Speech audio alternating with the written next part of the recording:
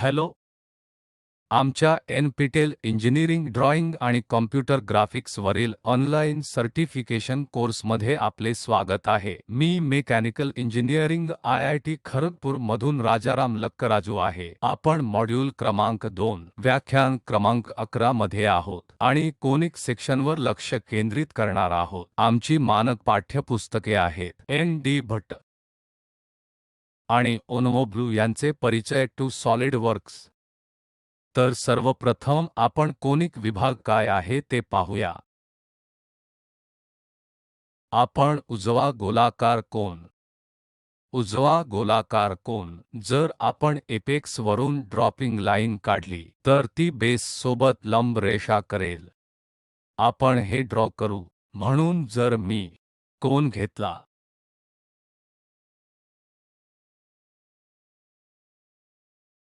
तर सामान्य ड्रॉइंग प्रॅक्टिसमध्ये वस्तूच्या मागील कोणतीही गोष्ट जी सरळ सरळ दिसत नाही ती आपण डॅशड लाईनद्वारे दाखवतो. तर हे इंजिनिअरिंग ड्रॉइंगमधील हे एक मानक कन्व्हेन्शन आहे. ही लाईन जर आपण कोनच्या फ्रंटल व्ह्यू मधून पाहत असाल तर हे विजिबल आहे आणि हे कदाचित विजिबल नसेल जर ही वस्तू अपारदर्शक असेल तर. जर ते पारदर्शक असेल तर हे विजिबल असेल. त्या प्रकरणात आपण हे डॅशड लाईनद्वारे दर्शवू. तर कोणतीही अदृश्य प्रकारची गोष्ट आणि वस्तू असेल तर आपण त्यास डॅशेड लाईनद्वारे दर्शवितो आणि हे अपेक्स आहे. जर आपण अपेक्स वरून ड्रॉपिंग परपेंडिक्युलर काढत असाल आणि सहसा सेंटर लाईन्स काढत असाल तर ती आपण डॅशेड डॉट कन्व्हेन्शनद्वारे दर्शवतो.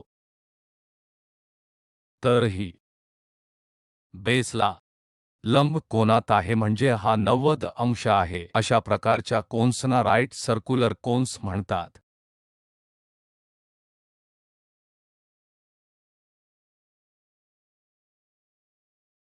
काही प्रकरणांमध्ये कोन राईट सर्क्युलर नसू शकतो म्हणजेच आपण एक सर्कल ड्रॉ करू. आपला कोन बेस असा असू शकतो. तर हे जर एपेक्स वरून सर्कलच्या सेंटरपर्यंत असेल आणि जर आपण हे जोडले तर ते 90 अंश नसू शकते. ही अल्फा कोन बनवते.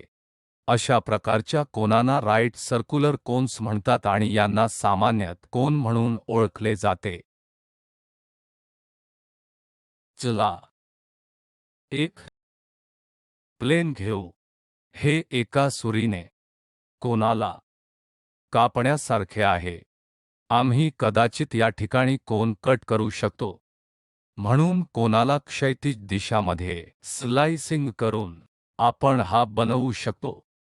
त्याचप्रमाणे आपण हा कोन स्लाइस करू शकतो क्षैतिज स्थान पासून दूर कुठेतरी म्हणजे इन्क्लिनेशन अँगल अल्फा घेऊन देखील आपण एक स्लाइस बनवू शकतो. दोन्ही प्रकरणांमध्ये जर आपण वरचा भाग काढत असाल आपल्याला भिन्न प्रकारचे कर्व मिळतात. उदाहरणार्थ समान कोनसाठी उजवा गोलाकार कोनमध्ये जर आपण कट सेक्शन करत असाल तर सामान्य कट सेक्शन दर्शविले जातात. जर आपण स्लाइसिंग किंवा असेच काही करत असाल तर आपण हे लांब डॅशड जाड लांब आणि जाड डॅशड लाईनद्वारे दर्शवतो जे सूचित करते की इथे कदाचित सेक्शन असू शकतो. सहसा ते संपते आपण हे XX मार्कद्वारे दर्शवतो ज्याचा अर्थ आहे की हा एक प्रकारचा प्लेन आहे जो आपण स्लाइस करणार आहोत. सेक्शन कट करा आणि हा व्ह्यू दाखवा. जर आपण एक व्ह्यू पाहत असाल तर अगदी वरच्या टोकापासून कोणत्याही कट सेक्शनशिवाय कोन कदाचित सर्कलप्रमाणे दिसेल. आपण वरच्या दिशेकडून जे पाहतो तो व्ह्यू आपण जे पाहण्याचा प्रयत्न करीत आहोत त्याला आपण टॉप व्ह्यू म्हणतो. आम्ही या व्ह्यू बद्दल अधिक माहिती सेक्शनच्या नंतरच्या भागात घेऊ आणि हा पॉइंट टीप आपण हे अशा प्रकारे पाहू. यालाच आपण फ्रंट व्ह्यू म्हणतो. आपण फ्रंट साइडने याच्याकडे पाहत आहोत आणि जर आपण कोनला वरच्या बाजूने पाहिले तर तो कदाचित सर्कल सारखा दिसेल। तर आपण एक x हा सेक्शन कट करू। हा वरचा भाग काढून टाका जेणेकरून जर आपण हा वरचा भाग काढून टाकला तर कदाचित हा भाग आपण काढून टाकला आहे सेक्शन XX आणि उर्वरित भाग कदाचित तिथेच ठेवला आहे। जर आपण टॉप व्ह्यूने पाहिले तर या कोनसाठी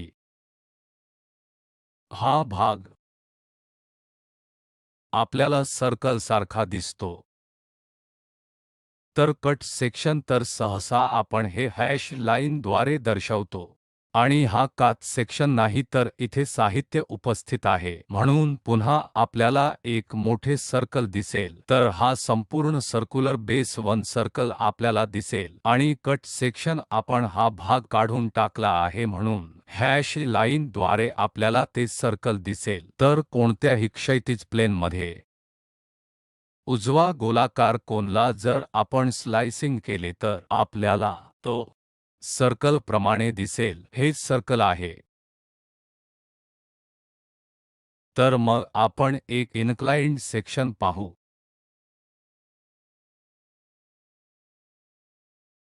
पुन्हा उजवा गोलाकार कोनसाठी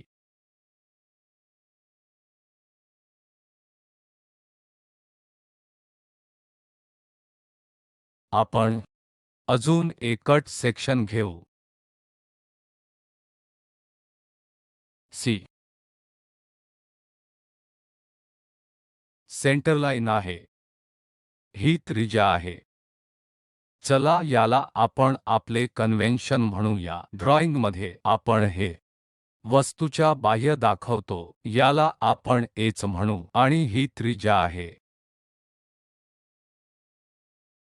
किंवा व्यास आहे आपण काही त्रिज्या दर्शवू शकतो। आता जर आपण इन्क्लाइन्ड सेक्शन घेत असाल ज्याचा कोन अल्फा आहे तर हा शीर्ष भाग काढून टाका आणि या भागाची कल्पना करा। तर हा बॉटमचा भाग टॉप व्ह्यूमध्ये सर्कल सारखा दिसतो।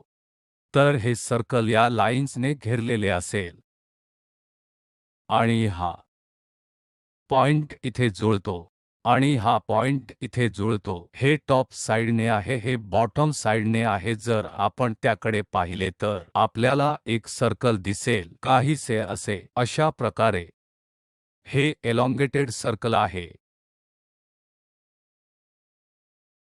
ज्याला आपण सामान्यतः लंबगोल म्हणतो। याचा मायनर एक्सिस आणि मेजर एक्सिस आहे। तर कोणतेही इन्क्लाइन्ड सेक्शन परंतु हे दोन्ही बाजूंनी कट केलेले असले पाहिजे। आपण यांना ए पॉइंट बी पॉइंट म्हणू जे कोनच्या दोन्ही बाजूंना आहेत। जर ते तिरके कट होणार असेल तर हे तिरकस आहे। दुसरे संपूर्ण परिघाभोवती हे तिरकस आहे। तर तिरकस बाजूच्या दोन्ही बाजूला जर आपण इंटरसेक्ट करणार असू आणि येथे तर वरचा भाग काढून टाकल्यास उर्वरित भाग आपल्याला लंबगोलासारखा दिसेल।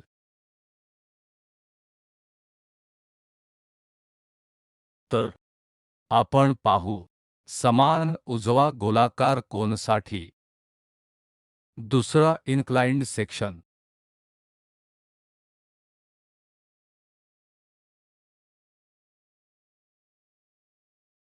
आता या प्रकरणात तिरकस बाजूला समांतर ही तिरकस कडा आहे। या तिरकस बाजूला समांतर जर आपण कट सेक्शन करणार असू जर आपण याला समांतर नेले आणि कदाचित कट सेक्शन केला तर ही लाईन आणि ही लाईन समांतर असेल। या प्रोजेक्टेड सोबत हा भाग एका सर्कलमध्ये आपण पाहू शकता एक पॅराबोला म्हणून म्हणून आपण हे काढत आहोत तर या भागापर्यंत आपल्याला हे एका पॅराबोलाप्रमाणे दिसते। अशा प्रकारे आपण एक पॅराबोला तयार करतो जर आपली कोऑर्डिनेट सिस्टम इन्क्लाइन्ड प्लेनवर असेल, जसे x ॲक्सिस y ॲक्सिसला नॉर्मल आहे। हे x ॲक्सिस y ॲक्सिस फिरवा, आपल्याला असे काहीतरी दिसेल। असा parabola x axis y axis हे यावर अवलंबून आहे की हे आपण कुठे ट्रान्सलेट करत आहोत। जर आपण या भोवती केंद्रित केले तर जर हे समन्वय एक्सिसचे ओरिजिन आहे तर आपला पॅराबोला या बिंदूतून जातो। जर ओरिजिन कुठेतरी स्थित असेल तर आपण अशा प्रकारचा पॅराबोला पाहू। पहिला मुद्दा जो आपल्याला लक्षात ठेवायचा आहे तो म्हणजे जर आपण तिरकस दिशेला समांतर दिशाने जर जात असाल तर कट सेक्शन करा, वरचा भाग काढून टाका, राहिलेला भाग समन्वय एक्सिस x आणि y चा भाग आपल्याला पॅराबोला सारखा दिसतो।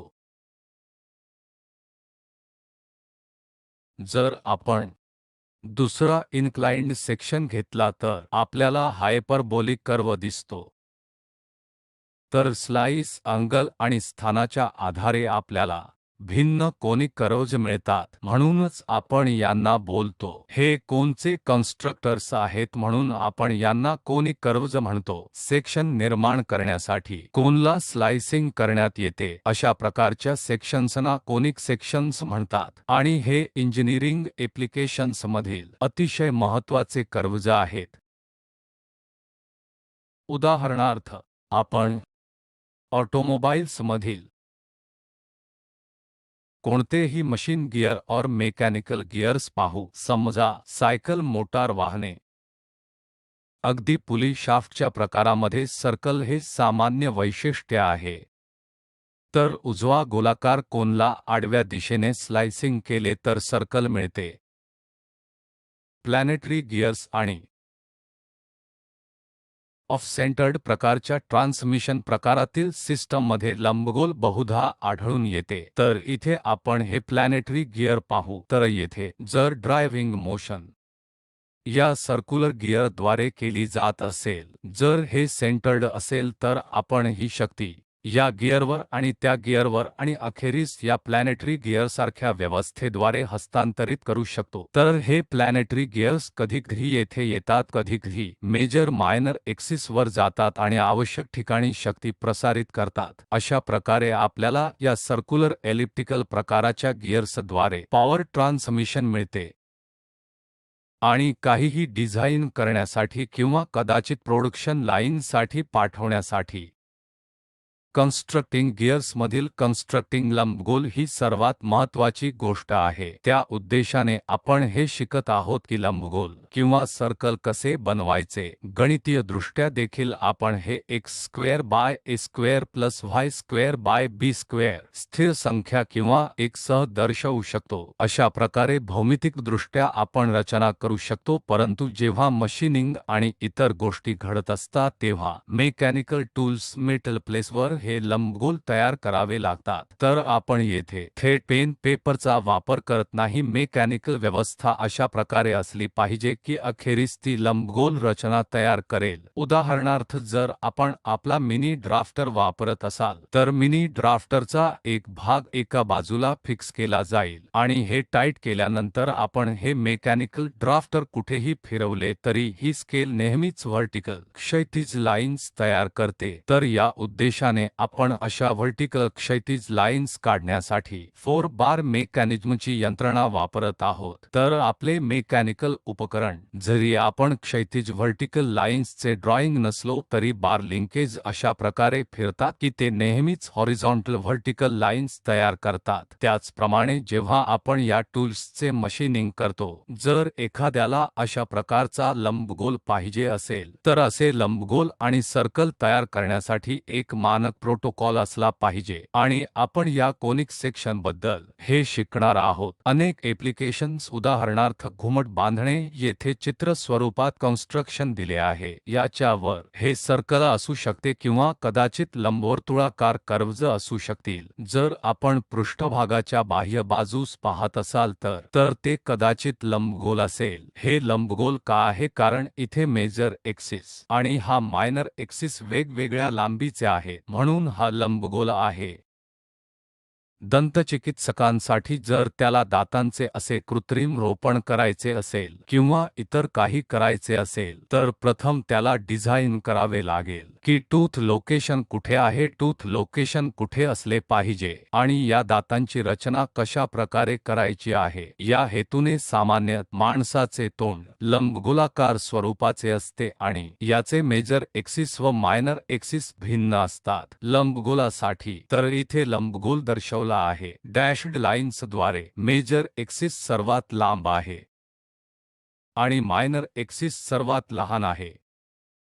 तर वेगवेगळ्या ठिकाणी मेजर एक्सिसला नॉर्मल डायरेक्शनमध्ये दातांना बसवले जाईल। तर दंतचिकित्सकाला प्रथम सॉफ्टवेअर किंवा भौमितिक रचनेद्वारे कन्स्ट्रक्ट तयार करण्याची व्यवस्था करावी लागेल की दातांचे स्थान काय असले पाहिजे आणि ते नक्की कुठे असले पाहिजे। यासाठी सर्वप्रथम आपल्याला एक लंबगोल बनवावा लागेल। ही आदर्शवादी केस आहे। त्याचप्रमाणे सर्वायलन्स सारखा camera, CCTV camera, spy camera, वस्तूकडून येणारे प्रकाश किरण कदाचित परावर्तित होऊन एक पॉइंट किंवा 2 पॉइंट्सवर केंद्रित होतात। तर हे प्रकाश किरण येतात, आतल्या पृष्ठभागावर आदळतात, परावर्तित होतात, अखेर ते या लाईनवर 1 किंवा 2 पॉइंट्सवर केंद्रित होतात। जर आपण हे पाहत असाल तर कदाचित हा कर्व एक लंबगोल बनवतो। तर यामध्ये नेहमीच 2 फोकाय सेंटर्स असतात, F आणि F प्राइम, म्हणून हे सर्व किरण अंतर्गत परावर्तित होऊन या पॉइंट्सवर अभिसरित होतात। किंवा जर आपल्याकडे 2 ठिकाणी प्रकाशाचा स्रोत असेल तर ते रेडियल डायरेक्शनमध्ये प्रकाश उत्सर्जित करतील, परंतु हे सर्व किरण अंतर्गत परावर्तित होऊन अखेरीस पॉइंट्स F आणि F प्राइमवर फोकस होतात। सर्वायलन्स कॅमेऱ्यासाठी देखील आपल्याला या लंबगोलाकार प्रकारच्या विभागांची आवश्यकता आहे। आपण प्रथम सिग्नल प्रक्रिया पाहू। सिग्नल प्रक्रिया करण्यासाठी एकतर या उपग्रहांवरून किंवा एक्स्ट्राटेरेस्ट्रियल तरंग वारंवार येत असतात, ते समांतर बीम असू शकतात जे या पॅराबॉलिक प्रकारच्या डिश अँटेना आरशावर आदळतात, अखेर पुन्हा रिफ्लक्समध्ये जातात आणि एका बिंदूत एकवटतात। यामुळे सिग्नल मजबूत होतात आणि तिथून आपण ते डेटा विश्लेषणासाठी किंवा टीव्हीसाठी पाठवू शकतो। तर उदाहरणार्थ येथे आपण संप्रेषणासाठी असलेला आपला टिपिकल डिश अँटेना पाहू। हे संपूर्ण बिंदू एका बिंदूवर फोकस असतील, म्हणून उपग्रहांवरून येणाऱ्या समांतर बीम परावर्तित होतील, या पॅराबॉलिक मिररला स्पर्श करतील, भिन्न ठिकाणी रिफ्लक्स होतील, इथून अखेरीस पॉइंट फोकस किंवा फोकाय पॉइंटकडे एकवटले जातील आणि या बिंदूला आपण पॅराबोलाचा व्होर्टेक्स म्हणतो। आणि हे एकवटल्यानंतर याचे एम्प्लिफायर्स सुधारणा करतात आणि शेवटी सिग्नल प्रक्रियासाठी पाठवितात। तर या प्रकारच्या सिग्नल प्रक्रिया ॲप्लिकेशन्ससाठी हे पॅराबोला प्रामुख्याने उपयुक्त ठरतात। त्याचप्रमाणे जर हा सस्पेन्शन ब्रिज असेल तर इथे ही नदी आहे या दिशेने वाहणारी आणि त्यावर एक ब्रिज आहे। सामान्यत सस्पेन्शन ब्रिजमध्ये केबलद्वारे भार वितरित करणे आवश्यक आहे, तर तेथे वस्तुमान किंवा खांब असतील आणि कॅन्टिलिव्हर प्रकारचे सस्पेन्शन ब्रिज असतील आणि हे दोऱ्यांनी जोडलेले असतील। संपूर्ण वजन या दोऱ्यांवर असेल आणि सामान्यत या तारा पॅराबॉलिक प्रकाराच्या असतील। तर ब्रिज कन्स्ट्रक्शनसाठी देखील हे पॅराबोला वक्र तयार केले जातात आणि एका पॉइंटपासून दुसऱ्या पॉइंटपर्यंत या दोरीची लेंथ काय असावी हे निश्चित करणे देखील आवश्यक आहे. जोपर्यंत आपण पॅराबोला तयार करत नाही तोपर्यंत लोड डिस्ट्रीब्यूशनसाठी किती लेंथ आवश्यक आहे हे आपण जाणून घेऊ शकत नाही. त्याचप्रमाणे आर्किटेक्चरमध्येही हे पॅराबोला चांगल्या सौंदर्यशास्त्राचे उत्तम पैलू प्रदान करतात. तर या घुमटांसाठी आपण या प्रकारची पॅराबोलिक रचना पाहतो. हे पॅराबोला कधीकधी व्हर्टिकल दिशामध्ये इनक्लाइंड देखील असू शकते. हा कदाचित y equal to x square प्रकारचा पॅराबोला किंवा x equal to y square प्रकारचा पॅराबोला नसेल तर थोडा ऑफ सेंटर्ड असेल आणि झुकलेल्या प्रकारचा पॅराबोला देखील आपण पाहू. त्याचप्रमाणे ऊर्जा संवर्धनासाठी आजकाल हरित ऊर्जेला प्राधान्य देणारे लोक पुढील उद्देशाचे लक्ष ठेवत आहेत. आपल्याला ही सौर ऊर्जा गोळा करावी लागेल. पॅनेल्स गरम करून प्रेशर इलेक्ट्रिक प्रकारच्या साहित्याद्वारे त्याचे रूपांतर करावे लागेल. कदाचित सॉलिड स्टेट प्रकारच्या उपकरणांद्वारे ही सर्व फोटोनिक ऊर्जा रूपांतरित केली जाईल आणि शेवटी प्रसारित केली जाईल. किंवा कदाचित सौर हीटिंग ॲप्लिकेशन्ससाठी आपण हे सौर बीम गोळा करतो, एका बिंदूवर फोकस करतो ज्यामधून पाणी प्रवाहित केले जाईल जेणेकरून त्याचे तापमान वाढेल आणि शेवटी सौर ऊर्जेने पाणी गरम करण्यासाठी वापरले जाईल. या उद्देशाने लोक पॅराबॉलिक प्रकारचे मिरर देखील वापरतात. त्याचप्रमाणे विशिष्ट ॲप्लिकेशन पूर्ण करण्यासाठी उदाहरणार्थ बॉम्ब फेकणारे एक हेलिकॉप्टर आहे. हे सामान्यत पॅराबॉलिक फॉर्मॅटमध्ये खाली पडतात. हे बॉम्बसाठी वापरले जाऊ शकते किंवा कदाचित आपत्तींमध्ये पूर झालेल्या प्रदेशात अन्नाचा पुरवठा करण्यासाठी वापरले जाऊ शकते. जर हेलिकॉप्टर हलत एक समान वेगाने जात आहे आणि जर ते पॅराबॉलिक फॉर्मॅटमध्ये पॅकेट खाली टाकते आणि शेवटी ते ओरिजिन पर्यंत पोहोचले. कूलिंग टॉवर्स आणि ड्राफ्ट टॉवर्समध्ये हायपरबोलाचा विशेष उपयोग होतो. थर्मल प्लांट्सच्या जवळ टर्बाइनच्या ब्लेडना फिरवणारी वाफ पुन्हा द्रवरूप केली गेली पाहिजे. वाफेला द्रवरूप देण्यासाठी किंवा थंड करण्यासाठी आपल्याकडे चिलिंग टॉवर आणि चिलिंग पॉन्ड्स असतात आणि गरम पाणी या हायपरबोलिक प्रकारच्या टॉवरमधून टपकत असते. गरम पाणी खालपर्यंत येते आणि शीतल किंवा हवा वरपर्यंत जाते म्हणून या हेतूसाठी ड्राफ्ट ट्यूब तयार केली जाईल. सामान्यत हायपरबोला खूप उपयुक्त असतात. तर हे एक प्रकारचे कूलिंग टॉवर आहे ज्याचा उपयोग थर्मल प्लांटसाठी केला जातो आणि वक्रचा बाह्य भाग हायपरबोलाचा भाग दर्शवितो. तर हा देखील हायपरबोला आहे. हा देखील हायपरबोला आहे. मधल्या लाईनला सामान्यत आपण या डायरेक्ट्रिक्स लाईन म्हणतो ज्याबद्दल आपण नंतर शिकू. त्याचप्रमाणे टेलिस्कोपिक ॲप्लिकेशन्ससाठी आणि प्लॅनविषयी समजून घेणे. हा पॅराबोलिक मिररचे कॉम्बिनेशन आहे आणि हायपरबोलिक मिरर देखील वापरले जातील. हा टेलिस्कोप आहे. एका बाजूला एक पॅराबोला असेल तर हे सर्व किरण एकत्र फोकस करून एक पॉइंटवर जातात आणि तो पॉइंट हायपरबोलिक मिरर वापरला जाईल. पुन्हा हे इतर ठिकाणी फोकस केले जाईल जेणेकरून ती विस्तारित किंवा वर्धित झालेली इमेज आपल्याला प्राप्त होईल. म्हणून कधीकधी हा पॅराबोला हायपरबोलाचे कॉम्बिनेशन्स देखील वापरण्यात येते. आजही चिप्स सारख्या उत्पादनांसाठी देखील विशेषत ब्रॉड नाव ज्याला आपण ब्रिंजल्स म्हणतो त्या कर्व्हचा आकार सामान्यत एक हायपरबोलिक कर्व्ह असतो. जर आपण मॅथमॅटिकल स्वरूपात सारांश करत असाल तर सर्कलमध्ये केंद्राच्या ठिकाणावर आधारित फंक्शनल फॉर्म असतो. जर ते h आणि k स्थानावर असेल तर उदाहरणार्थ हे समन्वय एक्सिस आहेत. कुठेतरी x आणि h कोऑर्डिनेट. जर सर्कल काढले तर ते x minus h whole square plus y minus k whole square equal to सर्कलच्या त्रिज्या इतके आहे. मानक कन्व्हेन्शन मध्ये आपण व्यास दर्शवितो. त्रिज्या r आहे. ही x minus h whole square plus y minus k square equal to r square आहे. जर हा पॅराबोला असेल, जर हे व्हर्टिकल दिशामध्ये असेल तर हे y minus k equal to a into x minus h स्क्वेअरचे सोल्युशन आहे. तर टिपिकल स्वरूप जर ते या ओरिजिनवर सेंटर्ड असेल तर पॅराबोला या बिंदूतून जात आहे का? हे x कोऑर्डिनेट आहे. जर हे y कोऑर्डिनेट असतील तर हे k equal to 0 h equal to 0 चे सोल्युशन आहे आणि x इक्वल टू 0 आहे, y इक्वल टू 0 आहे या पॉइंटवर, म्हणून ते या ओरिजिन मधून जाते आणि ते समीकरण आहे y goes like x square. कधीकधी हे पॅराबोला असतात जे y हा x पॉवर हाफ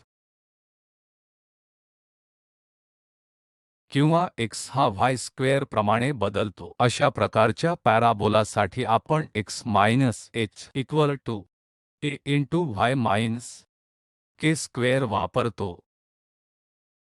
तिसरा लंबगोल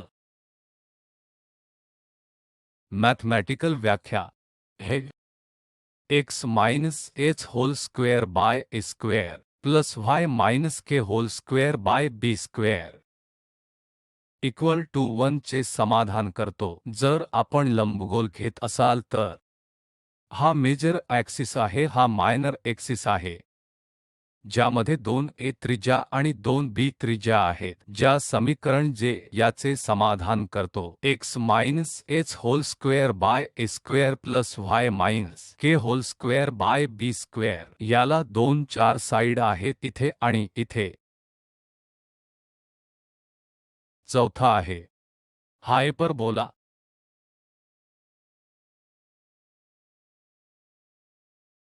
जो x minus h whole square by a square minus y minus k whole square by b square equal to 1 चे समाधान करतो. आपण हायपरबोलाचे टिपिकल कन्स्ट्रक्शन लंबगोल. हायपरबोलाला नेहमीच 2 डायरेक्ट्रिक्स असतात. आपल्याला केंद्रबिंदू आणि डायरेक्ट्रिक्स मधील संबंध आणि या फोकल पॉइंटपासून ते कर्ववरील कोणत्याही बिंदूपर्यंतचे अंतर पुढील क्लासमध्ये समजून घेऊ. खूप खूप धन्यवाद.